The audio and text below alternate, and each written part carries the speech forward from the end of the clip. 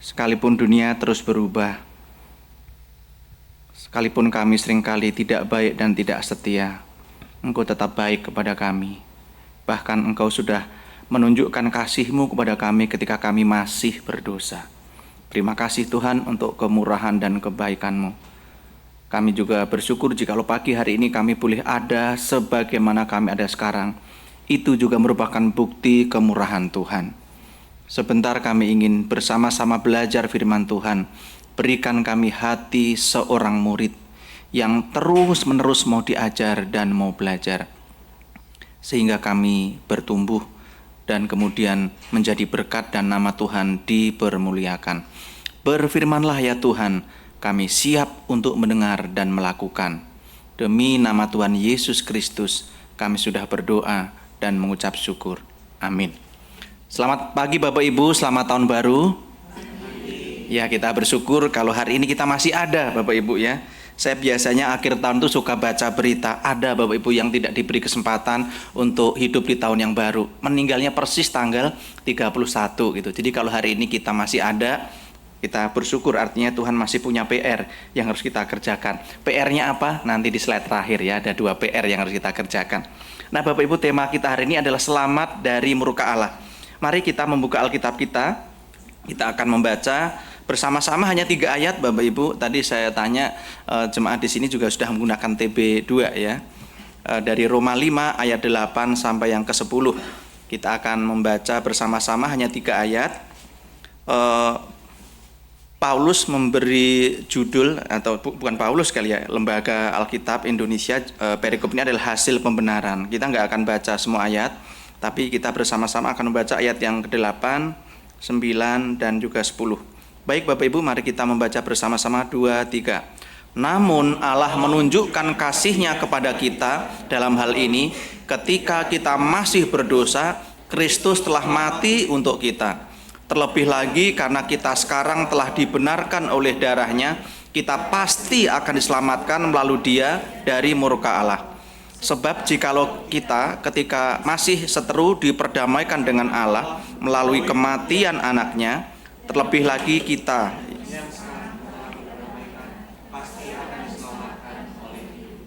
ya, demikian jauh bacaan firman Tuhan. Yang berbahagia setiap kita yang bukan saja membaca firman Tuhan, tetapi juga yang mau berjuang untuk melakukannya. Nah Bapak Ibu, bicara tentang murka Allah pada tahun 1741, saya yakin belum ada seorang pun kita yang lahir ya Bapak Ibu ya. Di Amerika itu terjadi kebangunan rohani melalui sebuah khotbah yang disampaikan oleh seorang pendeta yang bernama Jonathan Edwards. Dia seorang hamba Tuhan dari Amerika, dan judul khotbahnya itu adalah itu, Sinner in the Hands of an Angry God. Ya, jadi itu diterjemahkan, ada bukunya ya. Bukunya itu judulnya Orang Berdosa di Tangan Allah yang Murka. Bapak Ibu, khotbahnya tidak berapi-api ya. Lebih seperti gereja tertentu ya, sebenarnya kelihatan kayak membaca teks, tapi hari itu Roh Kudus bekerja dan terjadi kebangunan rohani di Amerika. Jadi Orang Berdosa di Tangan Allah yang Murka ini merupakan khotbah monumental Jonathan Edwards yang telah mengguncang Amerika Serikat dari kebebalan atau dosa-dosa mereka. Beberapa kali saksi atau jemaat itu mengatakan bahwa Jonathan Edwards mengkhotbahkan dengan terus-menerus membaca teks di mimbar. Kalau sekarang kita pasti tidur Bapak Ibu ya, nggak ada tonusnya, nggak ada naik turun gitu ya. Tapi hari itu Roh Kudus bekerja dengan suara yang tidak terlalu dinamis, maksudnya nggak seperti dosen saya ya, Pendeta Benny Solin. Kalau khotbah itu saya tuh dengerin kok enak banget ya, dia kalau bercerita tuh story gitu kok enak banget ya. Saya nggak bisa seperti dia. Ya waktu itu khotbahnya dinamis, cenderung monoton dan sedikit mengadakan kontak mata dengan jemaat atau pendengarnya. Tetapi khotbahnya justru tidak membuat pendengarnya mengantuk. Aneh ya Bapak Ibu ya. Kalau zaman sekarang saya praktekkan, pasti Bapak Ibu udah langsung amin gitu ya, udah mengaminkan sebelum selesai khotbah. Nah sebaliknya, sebelum khotbah itu selesai, sudah terdengar isak tangis di jemaat, dan begitu banyak orang yang gemetar di kursinya karena menyadari betapa berdosanya mereka. Nah ini salah satu cuplikan khotbahnya. Oh enggak saya tulis ya di sana ya, enggak saya cantumkan nanti. Nah, ini beberapa kutipan khotbahnya, saya kutipkan 2 aja Bapak Ibu. Allah yang memegang di atas jurang neraka. Allah yang memegangmu di atas jurang neraka sebagaimana seseorang memegang laba-laba atau serangga menjijikkan di atas api, membencimu dan sangat marah, murkanya terhadapmu menyala seperti api. Dia memandangmu sebagai sesuatu yang tidak layak untuk apapun selain dilemparkan ke dalam api. Busur murka Allah yang tertarik dan anak panah siap di tali busur, dan keadilan Allah menarik anak panah di hatimu dan meregangkan busur, dan tidak ada yang lain selain kehendak Allah semata-mata, dan itu adalah Allah yang murka tanpa janji atau kewajiban sama sekali yang menahan anak panah itu. Jadi dalam khotbah dia menggambarkan bahwa bagaimana kondisi kita sebagai orang berdosa di tangan Allah yang murka, dan sepertinya tidak ada pengharapan lagi, nggak ada yang bisa menolong kita, Bapak Ibu. Nah, kemudian Rembrandt itu juga menggambarkan sesuatu yang luar biasa. Bapak Ibu coba perhatikan ya gambar ini, ya subjek. Jadi yang di tengah itu gambarnya itu terang itu Bapak Ibu ya. Tapi di backgroundnya, di samping-sampingnya itu gelap sekali. Ternyata itu ada meaningnya Bapak Ibu ya. Subjek yang cerah itu ya, di mana Yesus disalib itu memberikan pengharapan ya. Dikatakan subjek yang cerah dikelilingi oleh bingkai yang gelap, memberi pesan bahwa anugerah yang terang itu dengan latar belakang kelamnya murka Allah. Jadi Bapak Ibu, selamat dari murka Allah. Jadi menggambarkan kegelapan itu digambarkan bagi manusia hidup di dalam di tengah-tengah di tangan Allah yang murka, tetapi Allah itu berbelas kasihan, memberi kemurahan kepada manusia, sehingga Allah itu mau mengirimkan anaknya, dia mau mati bagi kita orang-orang yang berdosa. Jadi kalau Allah tidak berinisiatif, gak ada seorang pun di antara kita yang layak. Seperti Paulus mengatakan, sebab pada dasarnya kita adalah orang-orang yang pantas, layak banget untuk dimurkai dan dihukum oleh Allah. Tapi kemudian karena belas kasihan Allah, karena kemurahan Allah, tadi kita nyanyi, maka terang yang ajaib itu, terang kemuliaan Allah itulah yang menyelamatkan kita dari murka Allah. Jadi Rembrandt waktu menggambar ini Bapak Ibu, dia punya meaning bahwa subjek yang terang ini ya, kemudian dikelilingi oleh kegelapan yang merupakan gelapnya, kelamnya murka Allah. Nah Bapak Ibu, hari ini kita mau belajar dua hal. Yang pertama Bapak Ibu, bagi orang yang percaya Tuhan Yesus Kristus, diselamatkan dari murka Allah itu merupakan sebuah kepastian. Sekali lagi, bagi orang yang percaya kepada Kristus, diselamatkan dari murka Allah itu merupakan sebuah kepastian. Mari kita kembali memperhatikan ayat yang ke-9.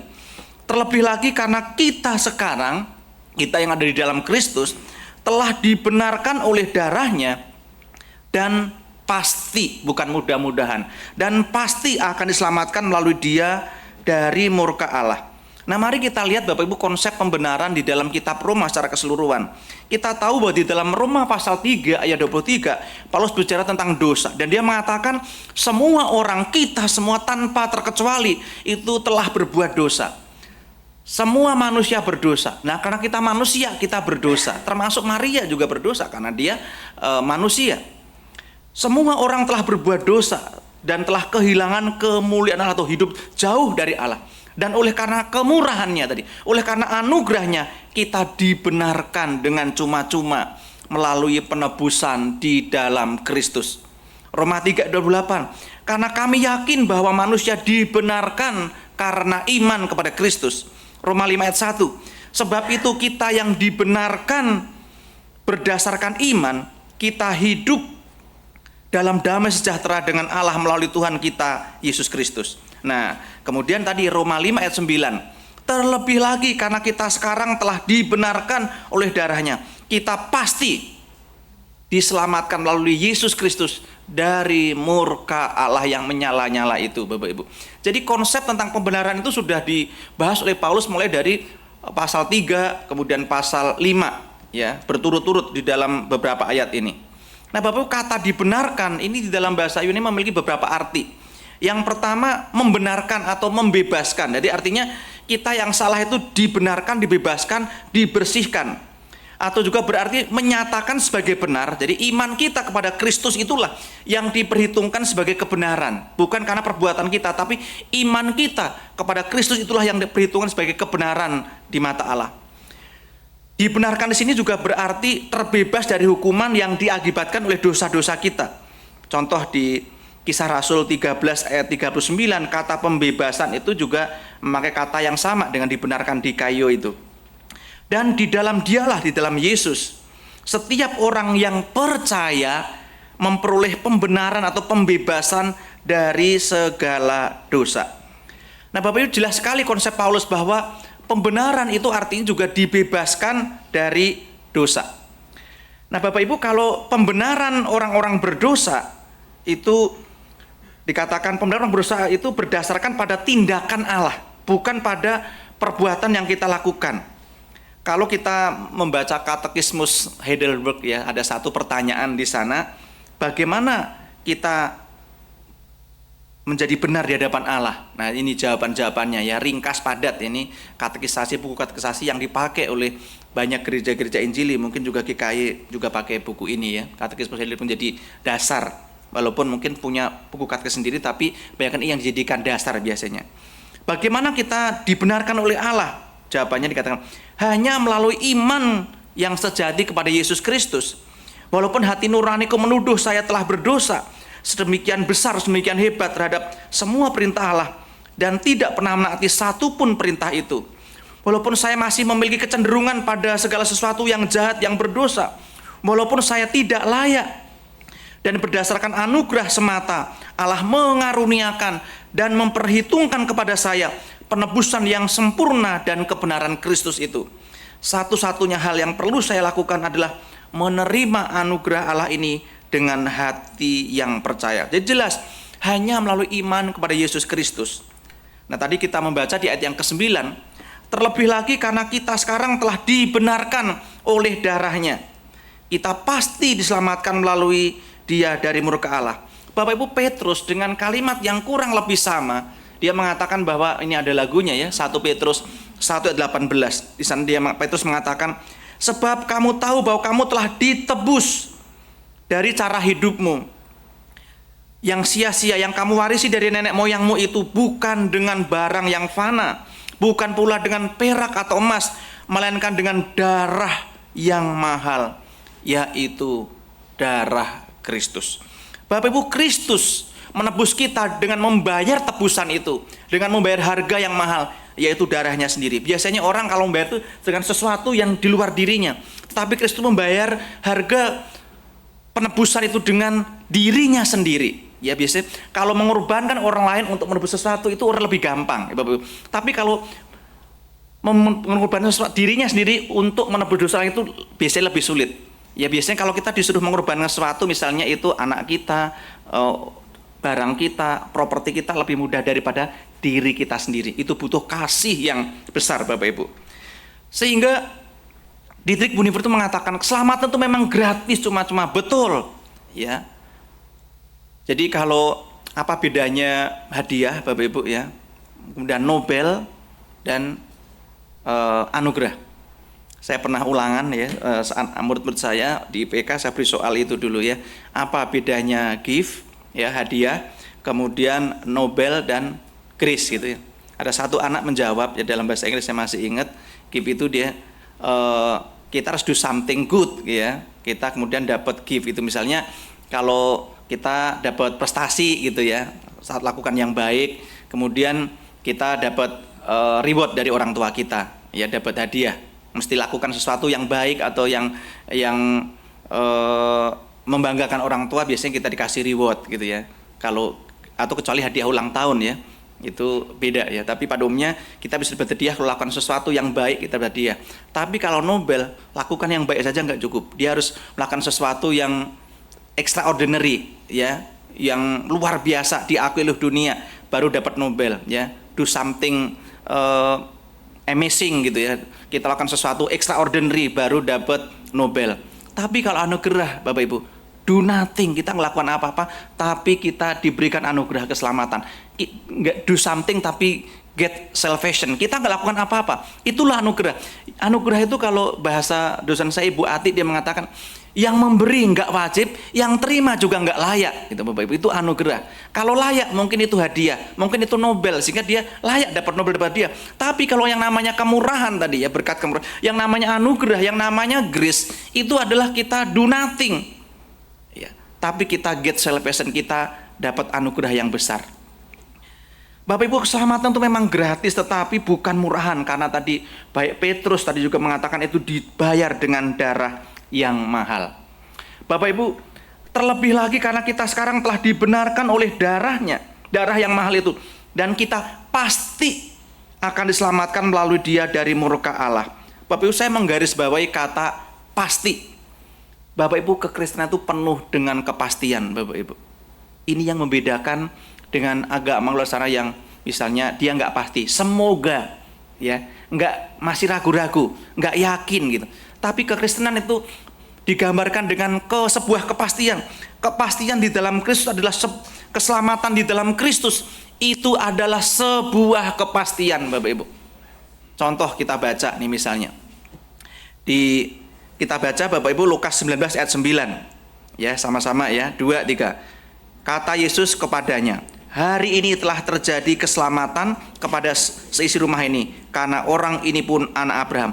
Ketika Sakius itu percaya Yesus, dia bertobat, dia terima Yesus dan dia bertobat. Yesus mengatakan hari ini, enggak nanti-nanti. Saat dia percaya itulah hari ini telah terjadi keselamatan ini, enggak besok atau lusa, hari ini.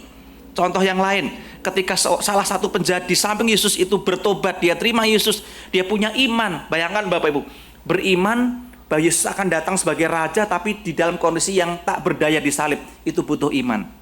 Ya, kalau beriman pada Yesus sebagai raja ketika dia dilulukan masuk Yerusalem lebih mudah.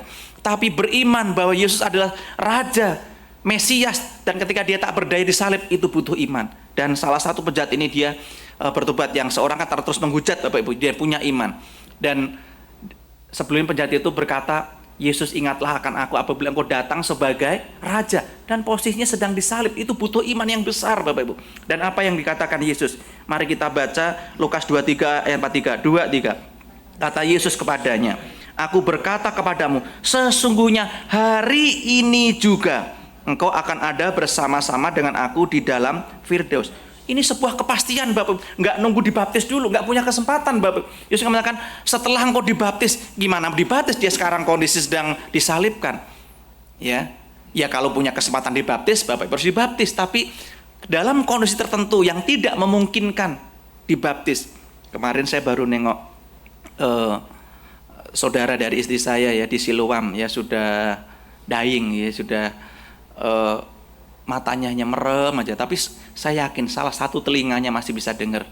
Waktu diajak nyanyi Mazmur 23 gitu ya, memang sudah usianya udah hampir 90 tahun ya, sudah sakit gitu ya.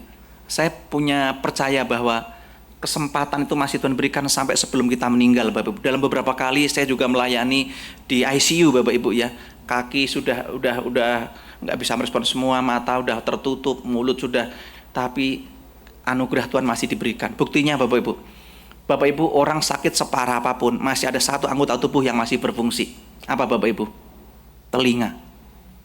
Jadi Bapak Ibu jangan ngomongin kalau nengok orang sakit ya, ngomongin sakitnya apa, di situ denger loh dia Bapak Ibu ya. Makanya dokter waktu mau ngajak, dia kan pas kami datang lagi kejang-kejang gitu ya. Kami ditarik, diajak keluar, ngomongnya di luar. Kalau ngomong di situ dia masih dengar Bapak Ibu. Kadang-kadang kita kunjungan ke rumah sakit, ngomongin sakitnya, parahnya, kata dokter malah di dekat itu. Dia pikir nggak dengar-dengar Bapak Ibu. Lebih baik kita beritakan Injil. Ya kita ajak doa, kemudian dibacakan Mazmur 23, nyanyi. Ya Bapak Ibu. Dan saya pernah Bapak Ibu, saya bilang ini orang belum percaya Yesus, saya langsung bisikin di telinganya. Ya. Dan ketika dia mati saya percaya ya, ketika dia, saya nggak tahu responnya, tapi yang penting beritakan Injil. Itu anugerah Allah Bapak Ibu. Jadi kesempatan itu masih Tuhan terus berikan sampai orang itu sebelum dia meninggal. Jadi bisa saja mungkin karena penyakitnya udah penyakit yang kritis gitu ya, terminal.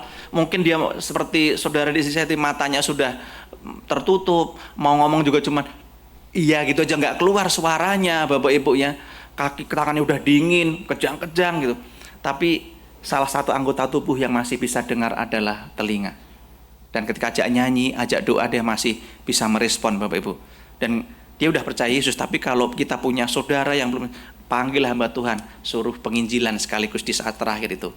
Ya. Nah Bapak Ibu, kepastian itu jelas itu. Satu lagi ayat yang menolong kita, Yohanes 10 ayat 28. Keselamatan di dalam Kristus itu adalah sebuah kepastian, bukan semoga. Mari kita baca Lukas 10 ayat 28, 2, 3. Dan aku memberikan hidup yang kekal kepada mereka, dan mereka pasti tidak akan binasa sampai selama-lamanya. dan seorang pun tidak akan merebut mereka dari tanganku. Bapak Ibu, kepastian. Iman Kristen itu penuh dengan kepastian. Jadi kenapa bedanya Bapak Ibu kalau ke rumah duka, ya, orang Kristen biasanya tulisannya apa?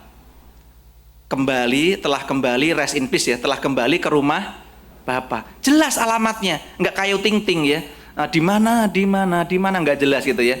Kalau Bapak Ibu misalnya ya anaknya pergi, tapi pergi jelas, aku lagi di mall, jelas. Ya. Bapak Ibu, itulah yang membedakan kalau orang yang nggak percaya, nggak ada di sana telah kembali ke rumah Bapa di surga. Kalau kita kembalinya jelas, kembali ke rumah Bapa, artinya apa? Nanti kita akan reuni lagi, kembali lagi. Ayah saya sudah dipanggil Tuhan umur 50 tahun, tapi saya percaya dia nanti kami akan reuni kembali, Bapak Ibu. Ada pengharapan Bapak Ibu ya, ada pengharapan. Jadi Bapak Ibu, kepastian dikatakan aku memberikan keselamatan atau hidup kekal kepada mereka, itu orang yang percaya, domba-domba yang percaya itu, dan mereka pasti. Bapak Ibu, iman Kristen penuh dengan kepastian. Bapak Ibu, di tahun yang baru ini kita kan nggak pasti ya, paslon yang Bapak Ibu pilih pasti menang nggak? Belum tentu. Banyak, apakah ekonomi pasti akan membaik? Ya kita nggak tahu, Bapak Ibu, setahun. Ya tapi satu yang pasti, hidup di dalam Kristus itu penuh dengan kepastian. Yang pasti apa? Tuhan pasti akan berjalan bersama kita seperti perjalanan Emmaus itu ya. Sekalipun kita nggak tahu, tapi Yesus akan berjalan bersama kita. Dia akan menyertai kita. Dia akan tinggal bersama kita. Dia akan berjalan bersama kita, menyertai kita, menolong kita. Itu yang pasti. I know, saya tidak tahu akan hari esok gitu ya, tapi I know He hold tomorrow. Dia yang pegang hari esok. Dia memegang hidup kita. Dia memberikan kepastian keselamatan kepada kita. Nah Bapak Ibu, terlebih lagi karena kita sekarang telah dibenarkan oleh darahnya dan pasti akan selamatkan dari murka Allah. Nah Bapak Ibu, Alkitab tuh banyak bicara tentang murka Allah. Saya beri beberapa contoh saja, misalnya di kitab Nahum dan Tesalonika. Di kitab Nahum dikatakan Tuhan itu panjang sabar dan besar kuasanya, tetapi ia tidak sekali-kali membebaskan dari hukuman orang-orang bersalah. Butuh anugerah. Ia berjalan dalam puting beliung dan badai dan awan adalah debu kakinya. Siapakah yang tahan berdiri menghadapi geramnya? Dan siapakah yang tahan tegak terhadap murka Allah yang bernyala-nyala? Kehangatan amarahnya tercurah seperti api, dan gunung-gunung batu menjadi roboh di hadapan murkanya. Kita jarang sekali dikhotbah tentang murka Allah, mungkin lebih banyak tentang kasih Allah. Tapi Bapak Ibu, kasih dan keadilan itu sebenarnya seperti seping mata uang dengan dua sisi. Di balik kasih Allah itu ada keadilan Allah yang dibayarkan oleh pengorbanan Kristus. Ada murka Allah yang dibayarkan oleh pengorbanan Kristus. Contohnya di Tesalonika juga perjanjian baru. 2 Tesalonika 1 ayat 7, 8, dan 9. Pada waktu Tuhan Yesus dari dalam surga menyatakan dirinya bersama-sama dengan malaikat-malaikatnya dalam kuasanya di dalam api yang bernyala-nyala, dan mengadakan pembalasan terhadap mereka yang tidak mau mengenal Allah, tidak mau percaya kepada Yesus, dan tidak menaati Injil Yesus Tuhan kita. Mereka akan menjalani hukuman kebinasaan selama-lamanya, dijauhkan dari hadirat Tuhan dan dari kemuliaan kekuatannya. Sama. Baik Nahum maupun Paulus bicara tentang bahwa di balik keadilan Allah, kasih Allah itu ada murka Allah yang menyala-nyala. Sehingga Paulus ketika dia menulis surat kepada jemaat di Efesus, dia mengatakan, kamu dahulu sudah mati oleh karena pelanggaran-pelanggaran dan dosa-dosamu. Betapa seriusnya Bapak Ibu. Dikatakan kamu sudah mati, bukan pingsan. Kalau pingsan itu bisa siuman. Kalau mati, nggak ada yang bisa dilakukan lagi. Kamu sudah mati oleh karena pelanggaran-pelanggaran dan dosa-dosamu. Ayat 3. Sebenarnya dahulu kami semua juga terhitung di antara mereka ketika kami hidup di dalam hawa nafsu daging, hidup dalam dosa dan menuruti kehendak daging dan pikiran kami yang jahat. Ayat 3b, kita baca sama-sama yang merah itu, 2, 3. Pada dasarnya kami adalah orang-orang yang harus dimurkai sama seperti yang lain. Itulah kondisi kita Bapak, ketika kita masih hidup di dalam dosa. Sebelum kita percaya kepada Kristus, pada dasarnya kita adalah orang-orang yang pantas, yang layak, dan harus bahkan. Perhatikan Bapak, bukan kata layak loh Bapak. Bukan pantas, tapi harus dimurkai. Harus. Nggak ada pilihan, no choice Bapak Ibu.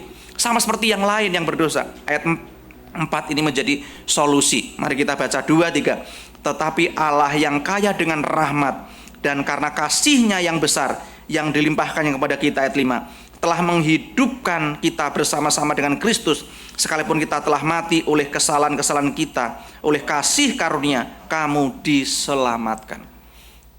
Luar biasa, Paulus itu mengatakan kamu tadi sudah mati oleh karena dosamu. Ayat 5, ia telah menghidupkan kita sehingga kita bisa merespon. Bapak Ibu, kalau kita ke rumah duka, biasanya kan ada penghormatan terakhir itu ya, biasanya kita disuruh nyanyi itu sampai bertemu gitu, kita ngasih minyak wangi gitu ya. Kalau Bapak Ibu colek sampai bertemu, ya dia diam aja Bapak. Kalau dia apa-apaan gitu terus kena matanya, dia malah, karena kita malah yang kaget. Ini mati apa enggak? Bapak Ibu, kalau Bapak Ibu iseng nih ya, sampai bertemu, Bapak Ibu colek gitu ya, pasti ya dia diam aja karena dia mati, nggak bisa merespon. Sehingga kalau kita bisa merespon tuh karena Allah yang memberi kita anugerah menghidupkan kita. Sehingga perhatikan di ayat yang pertama tadi Efesus, kamu sudah mati oleh karena dosa-dosa dan pelanggaranmu. Sehingga bagaimana orang mati bisa merespon? Nggak ada andil sedikit pun kita itu orang yang bukan hanya layak, bukan hanya pantas, tapi kita harus dimurkai oleh murka Allah. Nah, tapi kemudian oleh karena rahmatnya, oleh karena kasihnya, oleh karena kemurahannya, oleh karena kasih karunia itu, kita selamatkan. Allah telah menghidupkan kita. Jadi kita bisa merespon itu aja anugerah Bapak Ibu.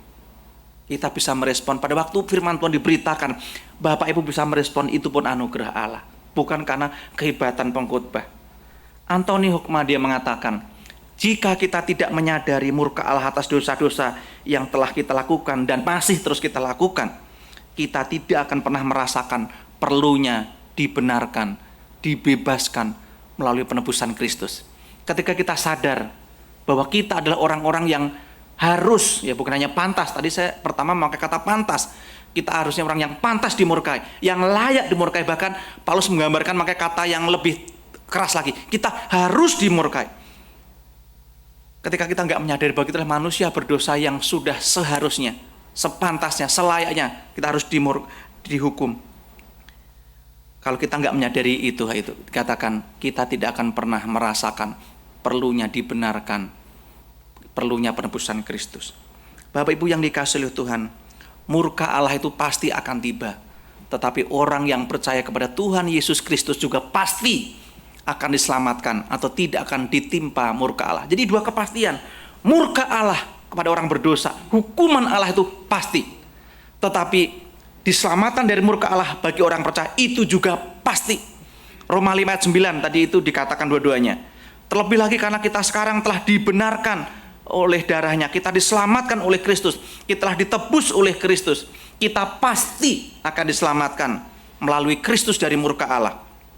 1 Tesalonika 1 ayat 10, dan untuk menantikan kedatangan anaknya dari surga yang telah dibangkitkannya dari antara orang mati, yaitu Yesus yang menyelamatkan kita dari murka yang akan datang. Jelas, Yesus akan menyelamatkan kita dari murka yang akan datang. Kemudian 1 Tesalonika 5 ayat 9, karena Allah tidak menetapkan kita untuk ditimpa murka Allah, tetapi untuk beroleh keselamatan melalui Tuhan kita Yesus Kristus. Ini juga dikatakan Paulus lagi di dalam kitab Roma Bapak Ibu. Ada namanya God's Golden Chain. Jadi ada rantai keselamatan, rantai keselamatan. Kalau lihat di sana dikatakan Roma 8 ayat 30, mereka yang ditentukannya dari semula, ya predestinasi, pasti kita belajar, yang udah dipilih ditentukan dari semula, mereka juga dipanggilnya. Mereka yang dipanggilnya, mereka juga dibenarkannya. Waktu kita percaya Kristus, kita dibenarkan. Kita berdosa, tapi karena iman kita kepada Kristus, kita dibenarkan, kita ditebus, dibebaskan dari dosa. Dan mereka yang ditebus, dibenarkan itu juga akan dimuliakannya. Sehingga kita tidak mungkin kehilangan keselamatan, karena rantai yang kekal, ya, dari eternity, ya, to eternity, dari past ke future. Jadi rantai keselamatan. Di sana digambarkan dari prapengetahuan Allah sudah memilih kita bukan karena kita baik. Tadi Roma 5 ayat 8, Allah itu sudah mengasihi kita, menunjukkan, mendemonstrasikan kasihnya ketika kita masih berdosa, ketika kita itu nggak layak, Allah sudah menunjukkan kasihnya. Jadi Allah sebelum kita tahu bahwa kita itu akan berbuat baik atau tidak, Allah sudah menyelamatkan kita, memilih kita itu.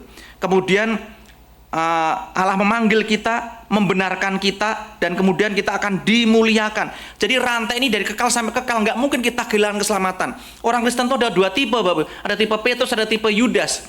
Kalau tipe Yudas, dia bukan kehilangan keselamatan, dia memang tidak percaya. Baca Yohanes 6 dikatakan, ada seorang di antaramu iblis, ada seorang di antaramu yang tidak percaya, dia yang akan menyerahkan aku. Kalau kehilangan itu kita sudah terima kemudian hilang. Tapi Yudas Iskariot itu bukan kehilangan, dia memang tidak percaya. Yesus sendiri yang mengatakan, ada seorang di antaramu yang tidak percaya. Itu inner cycle Bapak Ibu. Dia bersama Yesus 3,5 tahun tapi dia tidak percaya. Coba kita buka Yohanes ya. Saya nggak ngarang-ngarang itu. Jelas. Jadi ini orang Kristen tipe pertama, dia bisa ada di gereja, dia bisa rajin tapi dia nggak percaya. Mari Yohanes 6 ayat yang ini. Ayat 60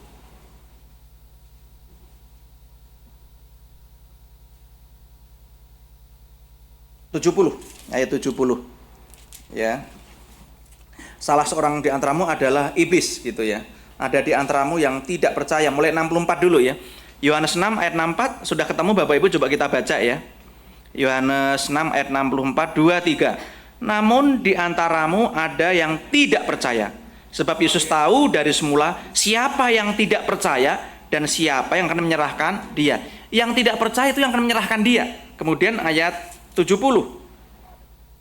Kita baca 2, 3. Jawab Yesus kepada mereka, bukankah aku sendiri yang telah memilih kamu yang 12 ini? Namun salah seorang di antaramu adalah iblis. Yang dimaksudkan siapa itu 71? Yang dimaksudkannya ialah Yudas anak Simon Iskariot. Ya. Jadi Yudas Iskariot bukan kehilangan keselamatan. Dia memang tidak percaya. Inner cycle tapi nggak percaya. Itu tipe yang pertama. Tipe yang kedua tipe Petrus, sudah percaya Yesus tapi bisa jatuh di dalam dosa, tapi dia kembali lagi. Dia bukan kehilangan. Petrus itu mungkin tipikal kita, udah percaya tapi gagal gitu ya, pernah mengalami kegagalan. Petrus kan menyangkal Yesus 3 kali, tapi kan akhirnya dia bertobat ya, dia kembali. Itu tipe orang Kristen yang kedua. Jadi kita jangan sudson gitu ya, kalau ada orang dulu teman baptis atau apa, terus kemudian dia mungkin karena sesuatu hal dia meninggalkan Tuhan gitu ya. Tuhan masih kesempatan sampai sebelum dia meninggal. Jadi bisa jadi nanti kita ketemu artis itu yang dari Manado, siapa itu yang putri Indonesia itu ya, yang mualaf, nanti ternyata ketemu ya Angelia Sondah atau siapa mungkin namanya ya. Terus nanti waktu di surga kita ketemu, Mbak Angel di sini. Iya, Tuhan masih memberi kesempatan itu sampai sebelum dia meninggal. Jadi jangan kaget Bapak Ibu ya. Atau jangan kaget juga, ternyata kok teman saya nggak ada di sana. Jangan-jangan seperti Yudas, inner cycle tapi dia nggak percaya gitu. Ya menolak Yesus tapi kelihatannya hanya aktivitas rohani. Itu sudah diungkapkan Yesus di Yohanes 7 juga. Bukan orang yang berseru Tuhan, Tuhan, tapi orang melakukan kehendak Allah yang diselamatkan. Itu jelas. Padahal kalau dibaca Yohanes 6 itu jelas sekali. Tuhan, bukankah aku sudah melayani demi namamu, bermuat demi namamu gitu ya. Itu Yohanes 6 atau 7 tuh. Itu kan jelas banget ya. Tapi Yesus mengatakan apa? Nyalah engkau buat kerjaan aku, tidak mengenal engkau. Karena yang diselamatkan orang bukan yang berseru-seru. Coba saya bacakan aja. Matius 7 ayat 23, ayat 22, 23. Pada hari terakhir banyak orang akan berseru kepada aku, Tuhan, Tuhan, bukankah aku bernubuat, berkhotbah demi namamu, mengusir setan demi namamu, mengadakan banyak mujizat demi namamu, kalau sekarang mungkin melayani demi namamu. Ayat 23. Pada waktu itulah aku akan berterus terang kepada mereka dan berkata, aku tidak pernah mengenal engkau. Jantungan enggak? Nyalah dari hadapanku, karena kamu yang melanggar perintah Allah itu tidak melakukan kehendak Allah. Jadi Bapak Ibu, ada tipe Petrus, mungkin kita juga pernah gagal, tapi kalau orang yang sudah dipilih, dibenarkan, dia pasti akan kembali. Sehingga kita jangan menghakimi orang kalau tiba-tiba dia istilahnya tuh murtad gitu istilahnya ya. Tuhan masih memberi dia kesempatan, paling tidak sampai sebelum dia meninggal masih diberi kesempatan. Maka saya tuh, kalau saya KKR itu seringkali di mana? Di rumah duka Bapak Ibu. Saya kalau khotbah di rumah duka, itu saya semangat sekali. Kenapa? Semua orang datang, nggak peduli ada yang Buddhis, mau Kristen, mau Muslim, kesempatan. Ya, saya biasanya KKR itu kalau versi saya itu ketika rumah duka itu saya KKR di situ. Biasanya saya tantang orang untuk terima Yesus. Ya, itu kesempatan. Dan biasanya orang di rumah duka itu udah pasang siap muka tenang kan, Bapak Ibu ya. Nah itu pas kalau saya momennya. Saya sering kali memakai KKR, saya pakai ilustrasi, saya persiapkan dengan baik gitu. Ya, jadi saya menabur saja. Nah, saya tambahkan sedikit sebelum masuk poin kedua, Bapak. Jadi ini adalah urutan keselamatan ordo salutis kalau di dalam teologi ya. Jadi election, udah kita dipilih, the gospel call, kita bisa panggilan Injil itu karena kita sudah mati tadi dihidupkan kembali supaya kita bisa merespon.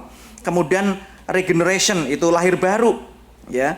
Kemudian conversion itu pertobatan. Nah, ini bisa simultan Bapak Ibu. Bukan satu hanya urutan, tapi bisa juga saat kita bertobat terjadi lahir baru, itu namanya simultan. Jadi bukan harus urut yang mana dulu nih, ayam dulu atau telur dulu, kadang gitu kan gitu ya. Nah, kita dipanggil, dipilih, kemudian panggilan Injil, mendengar pemberitaan Injil, kita bisa merespon karena anugerah Allah, dihidupkan, lahir baru, generasi, kita bertobat, ada permulaan hidup baru itu, kemudian kita dibenarkan, setelah dibenarkan kita diadopsi menjadi anak-anak Allah, menjalani pengudusan. Kita masih bisa jatuh dalam dosa, maka kita ada pengakuan dosa, ya, ada berita pengampunan dosa, kita terus-menerus disucikan, dibenarkan, ya, disucikan, dikuduskan maksudnya, sampai kita bertemu, terus kemudian kita perseverance, kita bertekun dalam iman. Kita bisa juga bertekun karena Tuhan yang memberi kita ketekunan, ya, memberikan kita kekuatan. Walaupun menghadapi banyak kesalahan sampai kita itu disucikan, dimuliakan, glorification. Jadi ini rantai tadi tidak akan terputus Bapak Ibu. Jadi kalau kita sudah benar-benar dibenarkan, diselamatkan, nggak akan pernah kehilangan keselamatan. Kalau kita bilang kehilangan, mungkin dia tipe Yudas yang memang belum sungguh-sungguh percaya. Tapi kalau kita tipe Petrus, suatu saat akan kembali. Dan kesempatan itu masih diberikan sampai sebelum orang itu meninggal.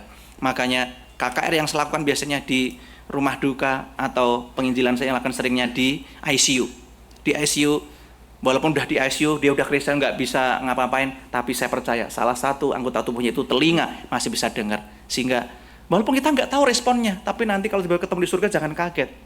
Jadi kalau Bapak Ibu masih punya orang tua, opa, oma yang belum percaya Yesus, sampai detik terakhir masih diberi kesempatan Bapak Ibu. Yang kedua, yang terakhir Bapak Ibu, bagi orang yang percaya Kristus, diselamatkan oleh kematian dan kebangkitan Kristus itu merupakan sebuah kepastian. Itu ayat yang ke-10.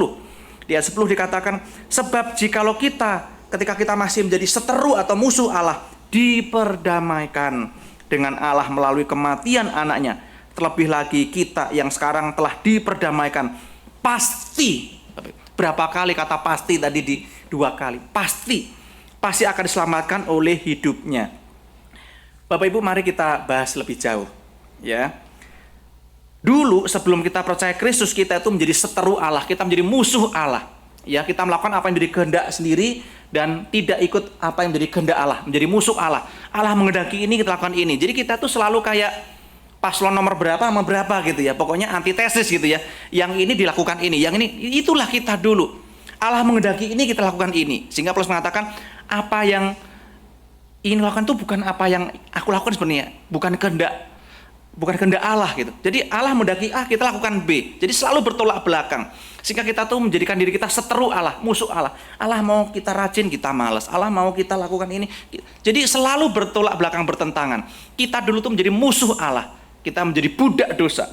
Tetapi sekarang setelah kita percaya Kristus, kita diperdamaikan dengan Allah melalui kematian anaknya. Jadi ada perubahan Bapak Ibu. Dulu kita musuh Allah, tetapi setelah kita percaya Kristus, kita diperdamaikan. Sehingga kita menjadi sahabat Allah melalui kematian anaknya. Kita punya relasi, kita dipulihkan. Dosa telah merusak relasi atau hubungan persekutuan kita dengan Allah. Tapi diperdamaikan berarti dikembalikan ke dalam relasi dengan Allah. Dulu musuh, sekarang menjadi sahabat Allah. Ya, Abraham disebut sahabat Allah. Jadi sahabat itu punya sifat menggantikan itu. Murka Allah terhadap dosa-dosa yang kita lakukan telah diredakan oleh dosa-dosa kita, telah dihapus. Jadi Bapak Ibu, kalau kita membaca kitab Perjanjian Lama, tadi digambarkan tabut perjanjian itu adalah sebuah peti yang di dalamnya terdapat 2 loh batu dan pahatan 10 perintah Allah atau hukum Allah itu. Nah Bapak Ibu, di atas peti itu biasanya ada tutup pendamaian. Dan seperti itu terhadap tutup peti yang dinamakan tutup pendamaian.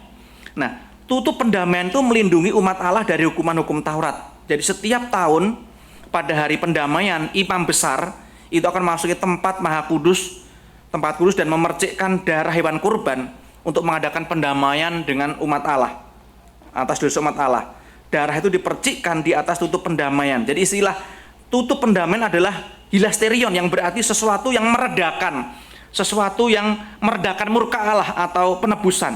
Nah, jadi Paulus mengatakan bahwa melalui pengorbanan Kristus di kayu salib itu bersifat menggantikan. Harusnya kita yang dihukum itu, yang dimurkai itu. Tetapi murka Allah terhadap Dosa-dosa itu telah diredakan oleh kematian Kristus. Sehingga ingat gak waktu Yesus berdoa itu, Eloi, Eloi, lama sabachthani, Allahku, Allahku, mengapa engkau meninggalkan aku? Itu karena dia menanggung dosa-dosa kita. Allah itu seolah dia memalingkan murkanya, ya, karena Allah yang begitu suci, dia tidak tahan melihat dosa-dosa manusia, dan dosa-dosa itu ditanggung oleh Kristus, sehingga digambarkan seolah Allah itu memalingkan mukanya. Allahku, mengapa engkau meninggalkan aku? Supaya kita tidak ditinggalkan Allah, Yesus kemudian mendamaikan. Jadi itu gambaran Bapak Ibu, apa yang ada di dalam perjanjian lama itu adalah gambaran kemudian tipologi di dalam apa yang Kristus. Kristuslah pendamai itu, ya, yang mendamaikan. Bapak Ibu, inisiatif itu selalu datang dari Allah. Inisiatif Allah untuk membenarkan dan mendamaikan kita dengan dirinya melalui kematian anaknya pada saat kita masih berdosa merupakan dasar yang kuat bahwa kita sebagai orang percaya tidak akan mengalami murka Allah. Yang harus tadi, bukan pantas kita tanggung, tapi yang harus kita tanggung. Di ayat 9 dan 10 Bapak Ibu, bagian ini memberikan dasar yang lain bagi kepastian pengharapan orang percaya. Argumentasi yang dipakai Paulus adalah metode eksegese para nabi, ya, para rabi. Ini katakan ringan dan berat, apa yang benar untuk hal yang prinsip akan berlaku juga untuk hal-hal yang kurang penting. Hal ini terlihat dari pengulangan kata terlebih lagi itu diulang di ayat 9-10. Jadi inisiatif Allah untuk membenarkan dan mendamaikan manusia dengan dirinya melalui kematian anaknya pada saat kita masih berdosa, itu merupakan dasar yang kuat bagi kita bahwa kita tidak akan mengalami murka di penghakiman terakhir itu. Allah telah melakukan hal yang sangat luar biasa. Karena itu ia juga akan melakukan hal-hal yang lain yang lebih mudah daripada yang sudah lakukan. Di ayat 11 dikatakan, bagian ini merangkum beberapa kata kunci yang dipakai di ayat 10. Mendamaikan melalui Tuhan kita Yesus Kristus. Nah Bapak Ibu, di sini jelas bahwa inisiatif itu datang dari Allah sendiri. Inisiatif datang dari Allah. Objek sukacita kita bermegah di ayat 11 itu digambarkan. Bukan hanya itu kita akan diselamatkan, tapi kita juga boleh bersukacita atau bermegah. Jadi objek sukacita kali ini sifatnya lebih luas, yaitu bersukacita dalam Allah oleh karena Tuhan Yesus Kristus. Sehingga kehidupan kita itu sebagai orang percaya sudah didamaikan dengan Allah. Itu harus ditandai dengan sukacita oleh semua yang telah dilakukan oleh Allah. Nah, jadi Bapak Ibu, bagi kita yang percaya kepada Kristus, diperdamaikan dengan Allah melalui kematian Kristus, diselamatkan oleh hidup Kristus, Kristus yang sudah mati dan bangkit, itu merupakan sebuah kepastian, bukan lagi moga-moga.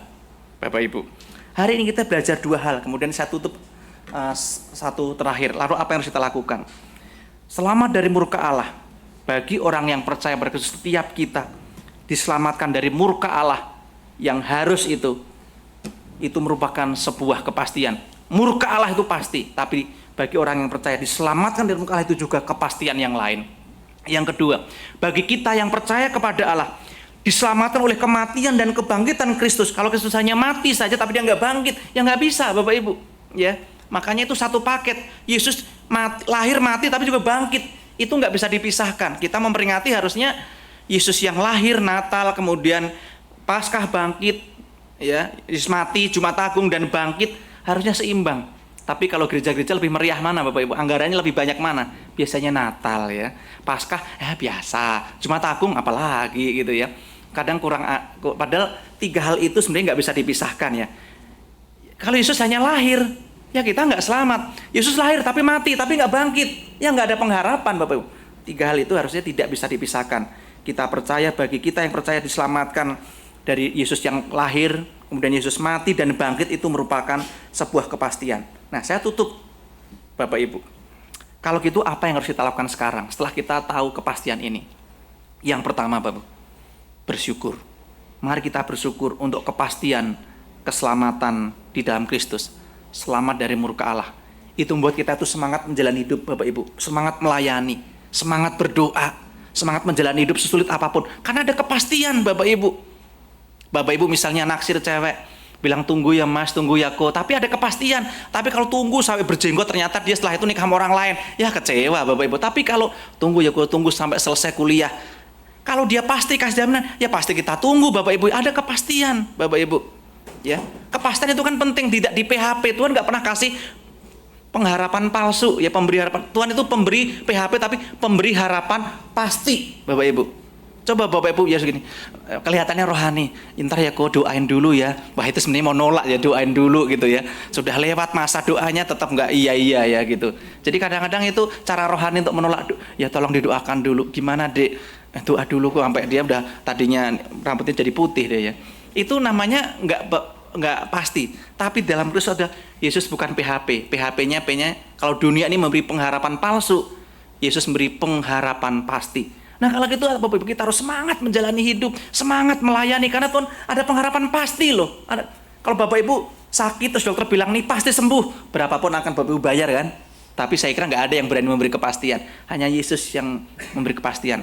Barang siapa percaya dia pasti akan diselamatkan. Walaupun sudah mati, dia akan dibangkitkan. Itu kepastian. Iman Kristen itu penuh kepastian, Bapak Ibu. Sehingga Bapak Ibu melayani harus dengan semangat.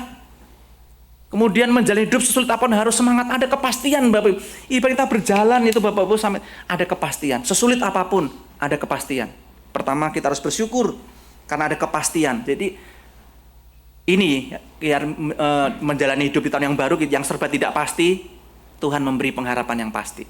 Yang kedua, yang terakhir, kita harus makin giat semangat memberitakan Injil atau kabar baik. Karena hanya ada di dalam Kristus itu ada kepastian keselamatan.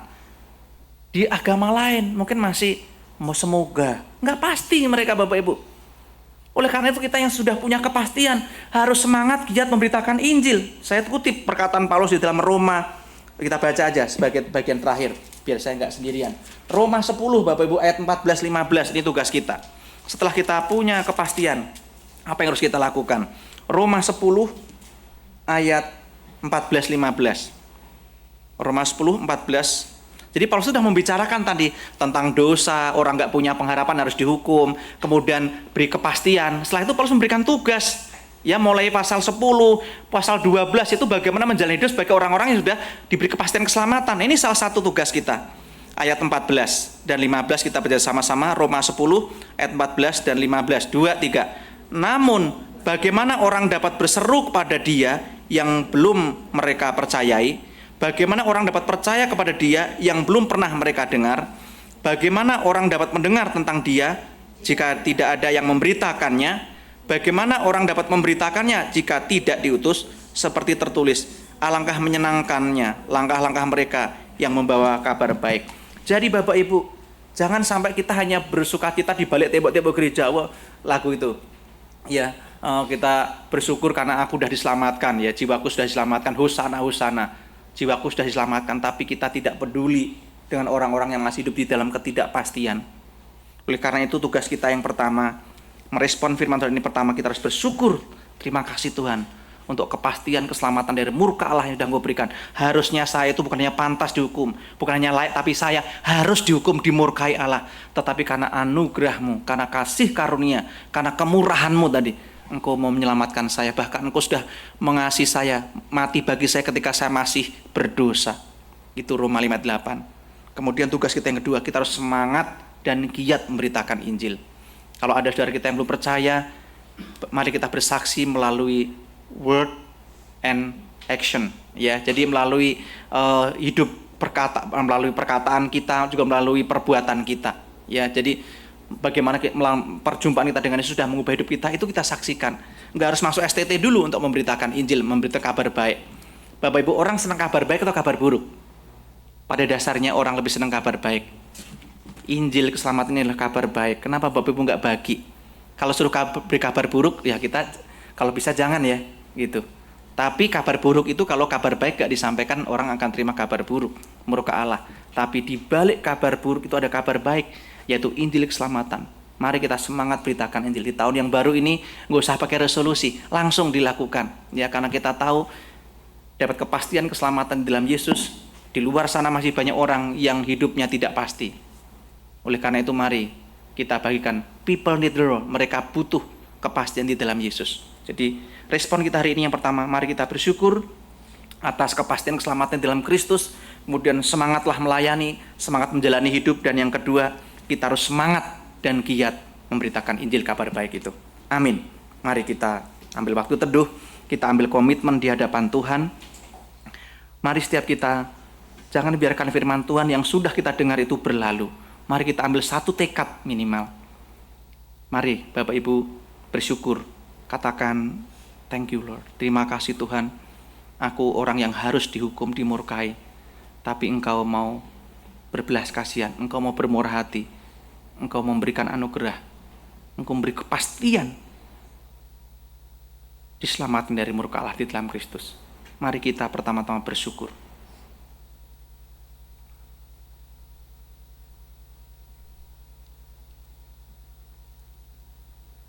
Yang kedua, ambil tekad. Tuhan, aku tahu Engkau memberi aku kepastian, keselamatan. Biarlah ini membuat aku semangat menjalani hidup di tahun yang baru yang penuh ketidakpastian. Aku semangat melayani dan juga semangat memberitakan Injil. Ambil komitmen Bapak Ibu, baik dalam pelayanan atau pemberitaan Injil. Mungkin ada 1-2 orang yang sepanjang setahun ini ingin Bapak Ibu beritakan Injil. Melalui kesaksian Bapak Ibu, bagaimana perjumpaan Bapak Ibu dengan Tuhan itu mengubah hidup Bapak Ibu. Ceritakan itu. Untuk cerita kabar baik tidak harus jadi hamba Tuhan. Bapak Ibu bisa melakukannya. Ambil tekad. Jika ada 1-2 orang yang ingin kita ajak, mungkin caranya Bapak Ibu ajak dia ke gereja ini, ikut persekutuan doa, ikut persekutuan wanita atau apapun itu. Katakan, Tuhan, aku mau semangat beritakan Injil, membawa orang-orang yang hidup dalam kepastian di luar sana, supaya dia mulai kepastian keselamatan. Aku ingin membawa, mungkin itu orang tua kita yang belum percaya, mungkin saudara kita, mungkin teman kita di pasar, di toko, di kantor, di sekolah. Ambil satu komitmen di hadapan Tuhan. Apakah engkau mau giat dalam pelayanan, giat menjalani hidup di tahun 2024 yang tidak pasti, atau ambil satu komitmen jika ada orang-orang yang Bapak Ibu doakan sepanjang setahun ini ingin Bapak Ibu bawa kepada Tuhan. Silahkan berdoa.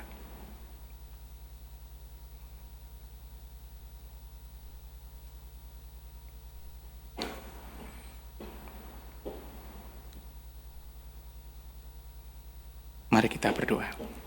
Bapa yang baik, karena Engkau sudah memberikan anugerah, keselamatan, kepastian diselamatkan dari murka Allah. Engkau dengar apa yang menjadi tekad kami di tahun yang baru. Bahkan Engkau juga memberikan anugerah untuk hidup di tahun yang baru. Artinya Tuhan masih punya PR. Tuhan masih memberikan kami tugas. Tuhan masih memberikan kami PR, tugas yang harus kami kerjakan. Jika tugas kami sudah selesai, tentu hari ini kami nggak ada di tempat ini. Jika hari ini di tahun 2024 ini kami masih ada, artinya ada tugas yang harus kami kerjakan. Ada PR yang harus kami tunaikan, selesaikan. Kami bersyukur untuk anugerah keselamatan di dalam Kristus. Kepastian itu. Biarlah kepastian itu membuat kami semangat menjalani hidup, semangat melayani, dan juga semangat memberitakan Injil. Karena di luar sana banyak orang yang sekalipun mungkin berlimpah dengan harta benda, tetapi mereka hidup di dalam ketidakpastian. Karena kami tahu hanya hidup di dalam Kristus akan mendapatkan kepastian. Kematian itu sebuah keuntungan.